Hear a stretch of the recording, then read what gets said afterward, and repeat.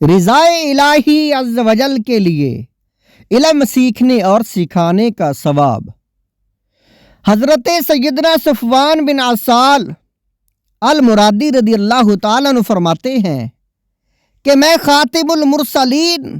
رحمت للعالمین، شفیع المذنبین، انیس الغریبین،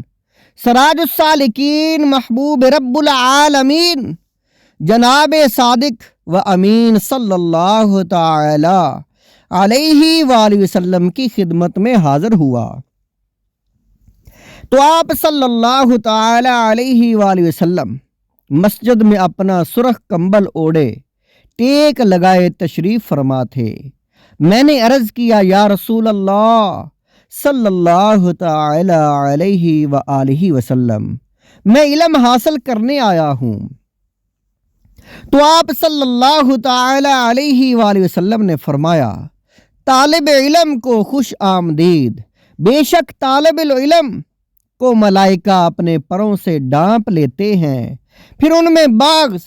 بعض ملائکہ دیگر بعض ملائکہ پر سواری کرتے ہوئے طالب علم کی وجہ سے طالب علم کی محبت میں آسمان دنیا تک پہنچ جاتے ہیں۔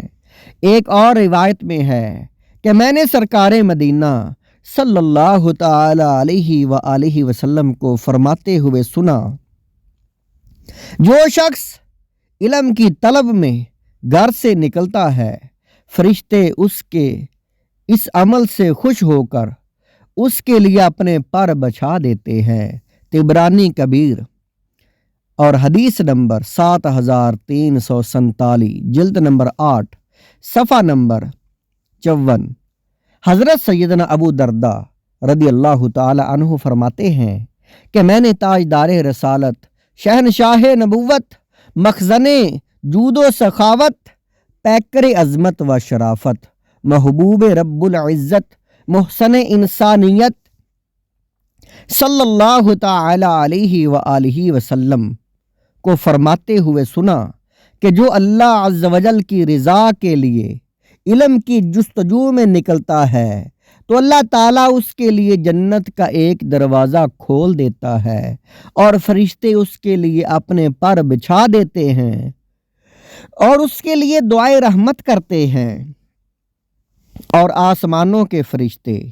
اور سمندر کی مچھلیاں اس کے لیے استغفار کرتی ہیں، اور عالم کو عابد پر اتنی فضیلت حاصل ہے جتنی 14ویں رات کے چاند کو آسمان کے سب سے چھوٹے ستارے پر، اور علماء انبیاء کرام علیہ السلام کے وارث ہیں۔ بے شک انبیاء کرام علیہم السلام درہم و دینار کے وارث نہیں بناتے، بلکہ وہ نفوس قدسیہ علیہم السلام تو علم کا وارث بناتے ہیں، لہٰذا جس نے علم حاصل کیا اس نے اپنا حصہ لے لیا۔ اور عالم کی موت ایک ایسی آفت ہے جس کا ازالہ نہیں ہو سکتا، اور ایک ایسا خلا ہے جسے پر نہیں کیا جا سکتا، گویا کہ وہ ایک ستارہ تھا جو ماند پڑ گیا۔ ایک قبیلے کی موت ایک عالم کی موت سے زیادہ آسان ہے۔